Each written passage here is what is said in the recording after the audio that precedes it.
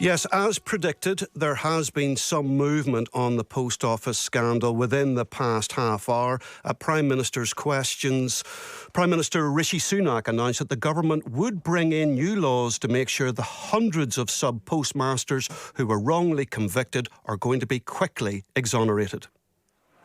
Mr. Speaker, this is one of the greatest miscarriages of justice in our nation's history.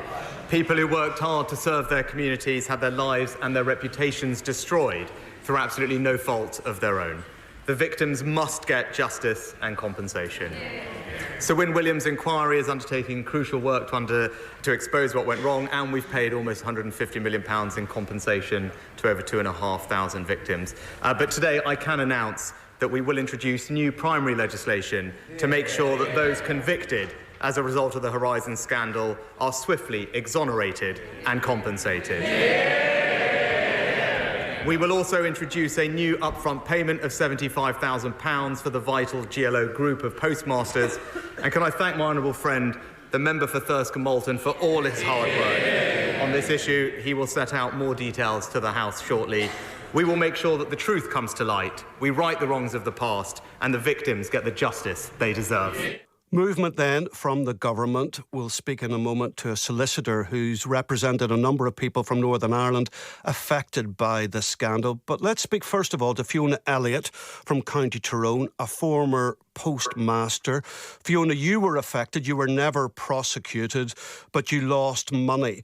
How do you feel about this afternoon's announcement? Good afternoon to you. Good afternoon. I feel that it's long overdue, but finally there's light at the end of the tunnel. So hopefully we're going in the right direction now, and we might get some closure on all this, and that those responsible will be held accountable for their actions. Your situation was slightly different, Fiona. You weren't dragged through the courts, but you ended up, having to empty your own pockets to cover the mistakes that Horizon made. Yes, that's correct. I had to put thousands in because my system kept showing shortfalls. So I kept putting the money in, so I wasn't actually prosecuted or didn't get a criminal record or anything like that. I was just suspended for 6 weeks at the time. So maybe what was announced in the House of Commons today doesn't do anything for you. Have you read into the detail? No, it doesn't do anything for me. It's no effect to me at all. I'm on a different scheme, and I'm on the historical shortfall scheme. So it's a very slow dragging process. So I've only got a small interim payment, and I have appealed it twice. But hopefully things will start moving now. And Fiona, it seems an ITV drama did more than any campaign any politician ever did for you. Definitely. That drama was really, really powerful. And so many people have come on board now, and members of the public and everything. It's brilliant. You know, hopefully there's a big push by everybody now. Well, we do have a slightly different legal system here, so let's bring in the solicitor, Michael Madden. Good afternoon to you, Michael. Afternoon. People listening here affected by the scandal, will they benefit? Can they benefit from what the Prime Minister has just announced or not? Well, the announcement is very welcome, but the detail is very scant. So once the detail is released, then we'll obviously have to look at that, analyse that and see who it does affect. Now, there are people who are going through different stages here in Northern Ireland. I have a client, Lee Williamson, who is in the Court of Appeal. He has a review hearing on Friday, and we'll have to see if this new legislation affects him, for example. There are other people who have, again, I've been contacted by a lady only this week who only after getting the support and comfort of other people and seeing other people going through the same thing after all this media attention really in the last week, who's come forward, who is in the same boat, who has a conviction and should be able to get her conviction overturned. So again, will this affect people who haven't had appeals lodged? We'll have to see. So the new legislation will have to be analysed in detail. And whether or not it applies to Northern Ireland as well as England and Wales because of devolution? Well, that's a good question. There's no reason why, if it's primary legislation, it shouldn't apply to Northern Ireland, but we'll just have to see the detail. I mean, for example, it doesn't necessarily need legislation for things to be made quicker. For example, for Lee Williamson, his case on Friday, the quickest, easiest and cheapest way of overturning his conviction, for example, would be the Post Office to give instructions to the Public Prosecution Service to concede the appeal, and that could be done straight away. The PPS, for example, in the case, another client of mine, Alan McLaughlin, did concede the appeal, and that appeal was then granted very quickly. And Post Office, again, could make things happen a lot quicker if they wanted to. The PPS received a vast amount of material from them back in November in Lee Williamson's case. And the PPS have said that it's going to take them 6 months just to read the material. So, again, if Post Office have it in their own power to make things happen quicker for people. Well, maybe they're listening. I'm sure you floated that idea before, but it would work in parallel with whatever is going to go through the House of Commons. Roughly how many clients do you have, Michael, or do you know how many people, how many victims we have of this scandal here in Northern Ireland? Well, I represent 19 people at the moment who have been caught up in some way in the scandal. A number of those people had convictions, most people didn't.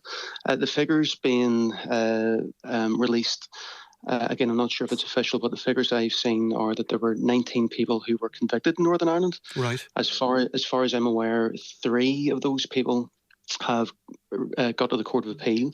So if that's right, there's still a lot of people out there who just haven't been able to come forward yet. Well, if there are people listening today, please ring. I won't push you on your own case, but 03030 80 55 55. Pick up the phone and just tell us how you feel. You've been listening maybe to this programme, or you've been listening to Rishi Sunak. There are developments. It could be the first of many. Let us know your emotions today. Let's go to the phone lines now. Brian's on the line. Hi, Brian. What do you think about what you've just heard? Afternoon, Mark. Yeah, well, I'm delighted to hear that news, quite frankly. I'd like it to have even been better with the initial payment as such, but it is what it is. And I have been over this from as early as I can remember on Radio 5 many, many years ago. I smelled a rat right away and continue to smell it, and I've been proved right. And none of that's about me. But the government has promised now today, we have it live on air, and I will hold Rishi Sunak's promise that everybody will be sorted out immediately. Could I just say, we're not naming names here, obviously, but to the present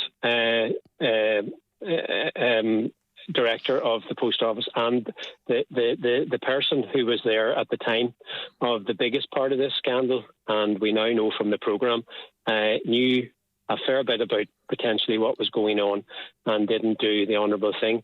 The award from what we're saying the Queen that has been given back is correct, but it's been done hastily because the government was about to peel it off her anyway. And I think that all bonuses that person and persons of that like got should be retrieved with immediate effect, which includes directors, co-directors and senior management and so forth, that hopefully in this inquiry will be proven that they did the wrong thing. And in that case, Mark, I don't want to see what usually happens in GB, is people that are proved to have not done their job properly get awarded with bonuses anyway. Right. I hope that doesn't happen yet again, because we've all been sickened from the RBS scandal forward as to how we see these bonuses paid anyway, and people knighthooted and so forth as well. But I do hold the Post Office responsible to this day for not being honest. Brian, thanks for not naming names there, because this is more than one individual.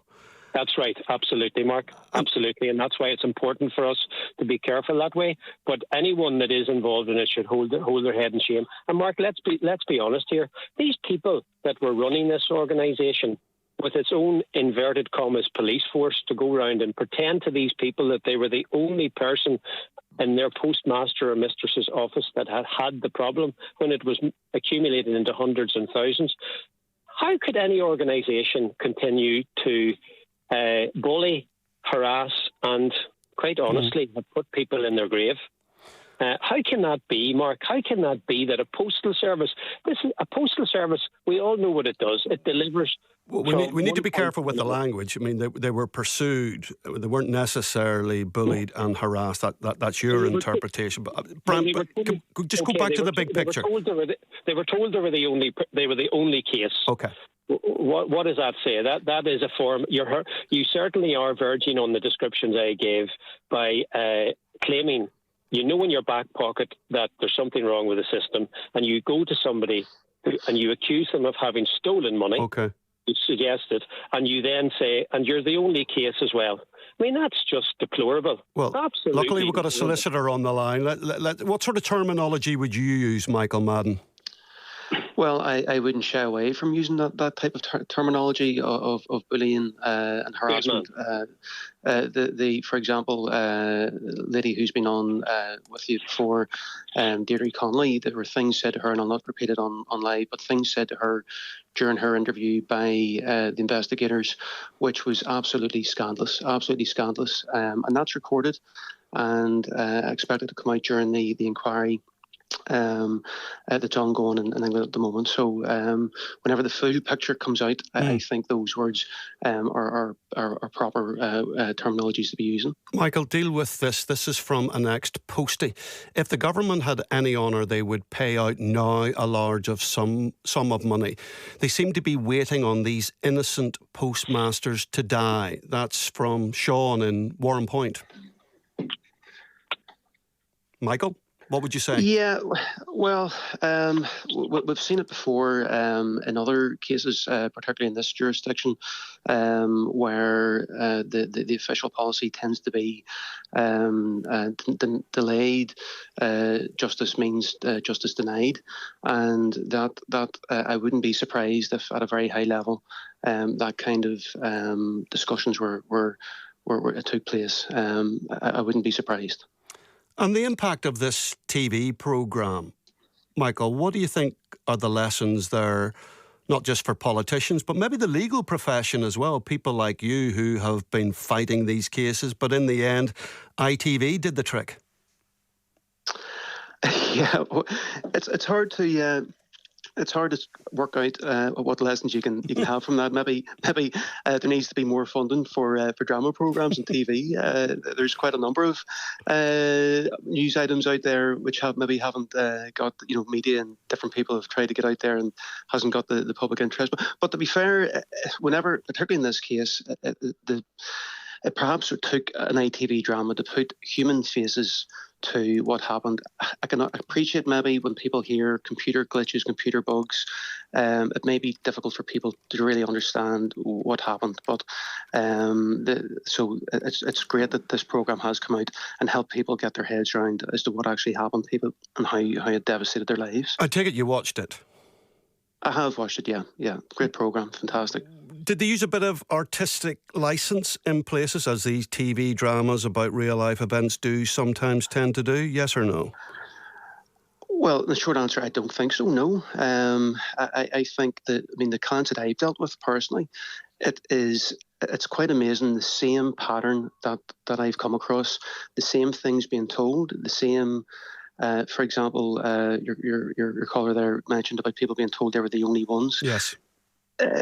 Everybody's been telling the same thing, and that just can't be made up. It's just such a similar pattern that people independently have said the same thing. So hundreds of people are saying the same thing happened to them, and I've had people saying that they watched the programme and they've seen people sitting on the post office floor, grabbing their seats, grabbing documentation, trying to work out what is going on, and it brings it all back. And they were there; it just brings it right back. I bet. Yeah. We've time for one quick call on this. Last caller before 1 o'clock. Bobby in Belfast. What do you have to say on this? I just feel that the culture within the post office at this time was not only toxic and unlawful, but there were many who actually conspired to pervert the course of justice. And also, this was known within the establishment, certainly the civil servants and the ministries. And, the malfeasance in public office is just horrendous. And I feel very much for the people, but I feel also for their families, because many of their families, young children, suffered through this. And for this to go on, and the establishment to know about this, it just shows you, what the true British culture is. It seems to be one law for some and another law for others. Do you know some of those affected, Bobby? Do you know some of those affected? I do know people, but I just don't want to talk about it because I haven't their permission. Well, how do you think they'll be feeling today? I think a lot more needs to be done, and not only should the convictions be overthrown, but there's people who paid the money and didn't say anything because they were so ashamed of it.